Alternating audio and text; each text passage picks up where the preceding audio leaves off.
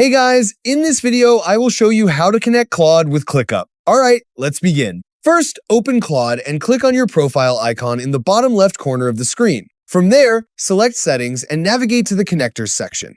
Here, click on the Customize link, a new page will appear. Now, click on the Add icon and select Browse Connectors to view all available integrations. Next, search for ClickUp in the connector list. Once you find it, click the plus icon next to ClickUp to start the connection process. Claude will then redirect you to ClickUp for authorization. If you're not already signed in, log into your ClickUp account. After signing in, you'll see a list of available workspaces. Select the workspace you want Claude to access and click Connect Workspace.